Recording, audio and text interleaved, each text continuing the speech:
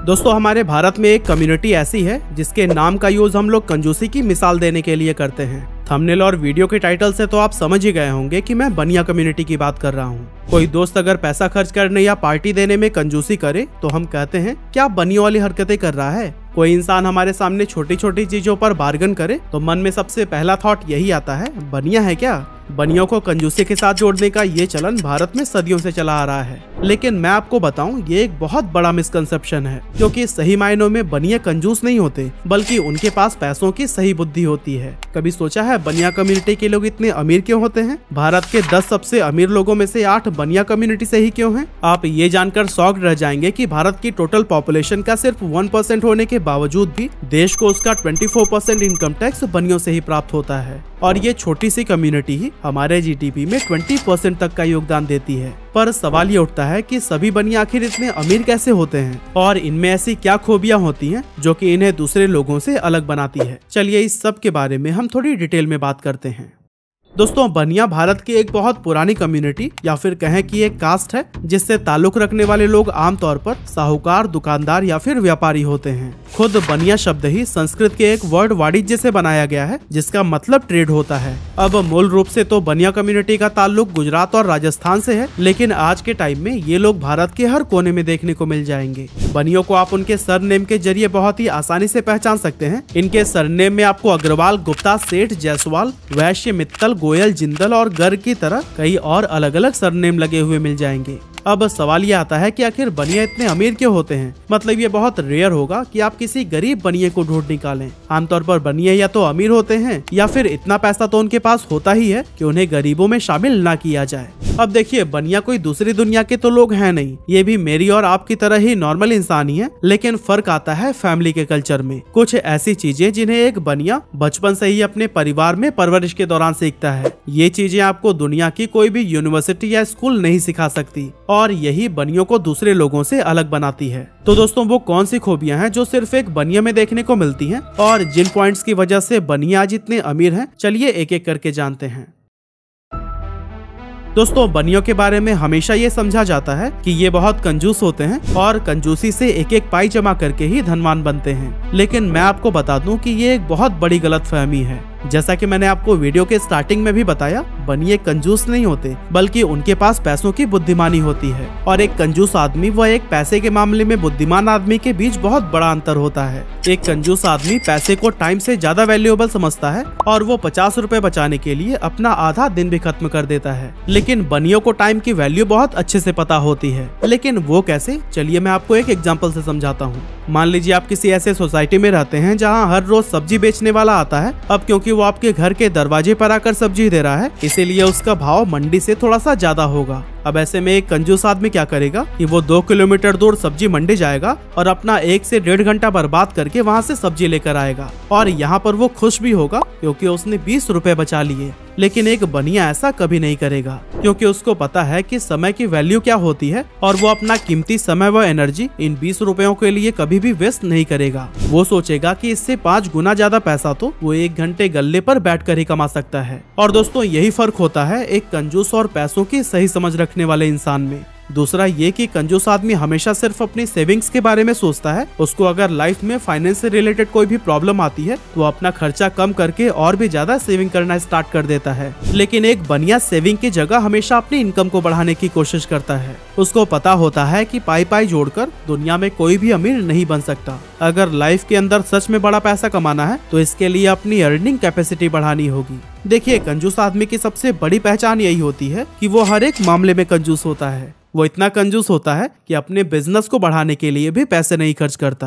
दूसरी तरफ अगर आप बनियों को देखेंगे तो वो बिजनेस में दिल खोलकर पैसा इन्वेस्ट करते हैं, क्योंकि उन्हें पता है कि आज जो पैसा वो धंधे में डाल रहे हैं वो आने वाले समय में उन्हें कई गुना रिटर्न दे सकता है। अब दोस्तों आपको क्या लगता है ज्यादातर बनियों को हाई ब्लड प्रेशर और शुगर की प्रॉब्लम क्यों होती है? इसका सबसे बड़ा कारण यही है कि ये अपने बिजनेसेस में बहुत बड़े बड़े रिस्क लेते हैं। एक बनिया अपने धंधे में फायदे की प्रॉपर्टी खरीदने में और अपने बच्चों की एजुकेशन पर हमेशा दिल खोलकर पैसा खर्च करता है, और ये एक कंजूस आदमी कभी भी नहीं कर सकता। इसीलिए वो जिंदगी भर एक छोटे से लिमिटेड एरिया तक ही सीमित रह जाता है। Number 2, when it comes to expertise, Banias are unmatched. दोस्तों बनिया चाहे जो भी धंधा करता हो, वो किराने की दुकान चलाता हो, उसका रेस्टोरेंट बिजनेस हो या फिर वो बाजार में मिठाई बेचता हो, ये बनियों की खासियत होती है कि उनके फील्ड को उनसे बेहतर कोई नहीं जानता।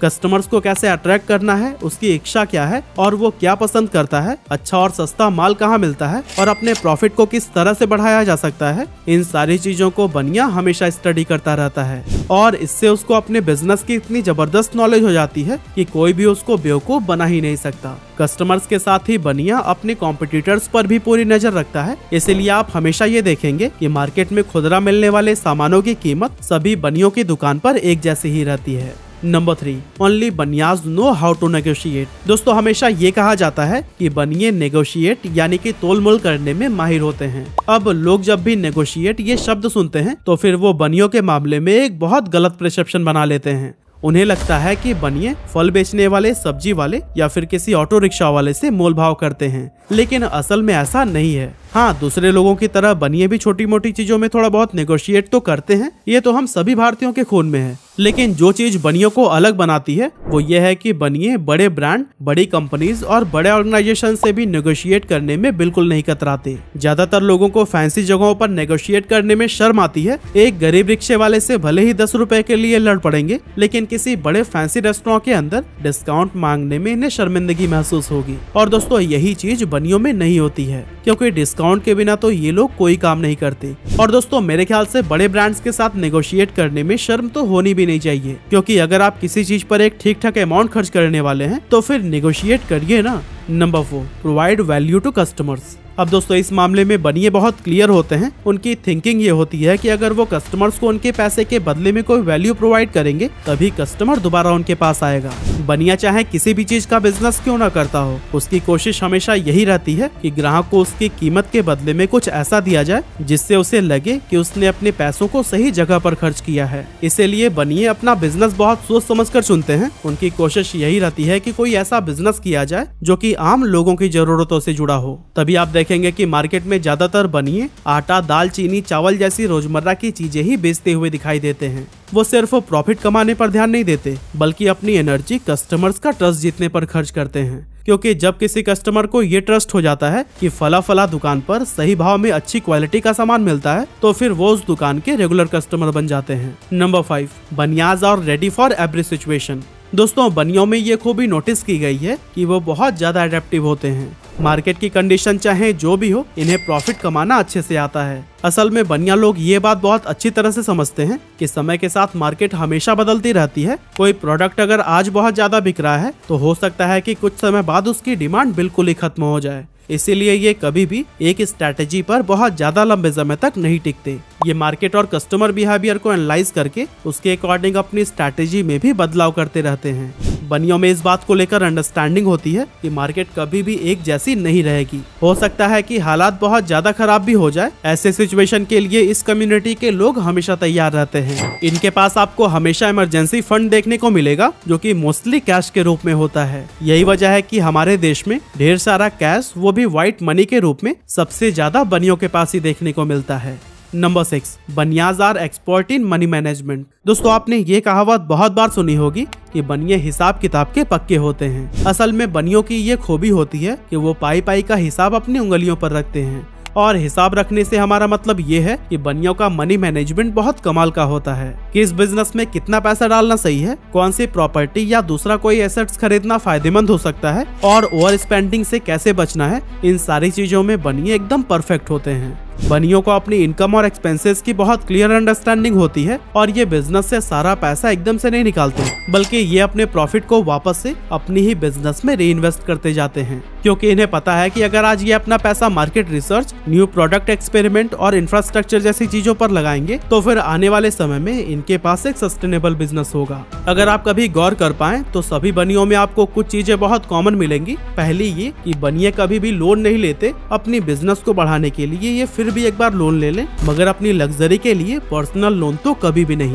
दूसरा, बनिए क्रेडिट कार्ड भी बहुत कम यूज करते हैं। एक बनिया आपको क्रेडिट कार्ड सिर्फ तभी यूज करता हुआ दिखाई देगा जब उससे उसको बिजनेस में कोई फायदा हो रहा हो। लोन और क्रेडिट कार्ड न लेने का रीजन ब्याज से बचना है, जिसे कि बनिए एक फालतू का खर्च मानते हैं। इसके अलावा तीसरी चीज ये कि बनिए के बैंक अकाउंट में आपको कभी भी बहुत ज्यादा पैसा पड़ा हुआ नहीं मिलेगा। इसका कारण ये है कि सेविंग अकाउंट में पैसे रखने की जगह ये उन पैसों को इन्वेस्ट करते हैं, क्योंकि इन्हें मालूम होता है कि सेविंग अकाउंट में पैसा रखने का कोई फायदा नहीं होता। और दोस्तों सिर्फ लोन और क्रेडिट कार्ड ही नहीं, बल्कि बनियों को टैक्स की भी बहुत अच्छी नॉलेज होती है और कानून के दायरे में रहकर कितना टैक्स बचाया जा सकता है ये भी हर एक बनिया बहुत अच्छे से जानता है। और दोस्तों ये सारी चीजें मनी मैनेजमेंट की कैटेगरी में आती हैं, जिसे बनिए बहुत सीरियसली लेते हैं। और दोस्तों ये इस कम्युनिटी के वेल्दी होने का बहुत बड़ा रीजन है। Number 7, cultural differences. अब दोस्तों हमने आपको ये सब तो बता दिया कि बनियों में क्या क्या खूबियां होती हैं और इन खूबियों का उनकी वेल्थ पर क्या इम्पैक्ट पड़ता है। लेकिन सवाल ये उठता है कि बनियों में ये खूबियां आती कहाँ से हैं? क्या इसके लिए ये कोई स्पेशल ट्रेनिंग लेते हैं? बिल्कुल नहीं।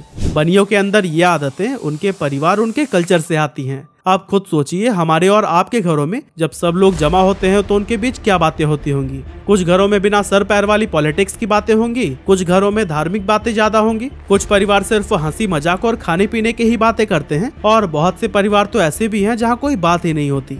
लेकिन क्या आपको पता है बनियों के घरों में कौन सी बातें होती है? आप यकीन नहीं करेंगे कि बनिया अपने घर में सिर्फ पैसे और बिजनेस से रिलेटेड ही बातें करते हैं। फला कंपनी इतना प्रॉफिट कमा रही है, इस कंपनी का शेयर इतना डाउन चला गया, ये स्टार्टअप आगे चलकर कामयाब हो सकता है। ये सब तो बनिया कम्युनिटी के लोगों का डिनर टेबल डिस्कशन होता है। तो दोस्तों इस तरह से बनिया परिवार में जब भी कोई बच्चा परवरिश पाता है तो फिर बड़ा होते होते वो बिना किसी स्कूल या कॉलेज गए भी फाइनेंशियल एक्सपर्ट बन चुका होता है और उसके अंदर बनियों वाली कुछ ऐसी आदतें आ चुकी होती हैं जो कि दुनिया का कोई भी स्कूल आपको नहीं सिखा सकता। तो दोस्तों ये थे कुछ रीजंस जिनकी वजह से बनिया कम्युनिटी के ज्यादातर लोग अमीर होते हैं।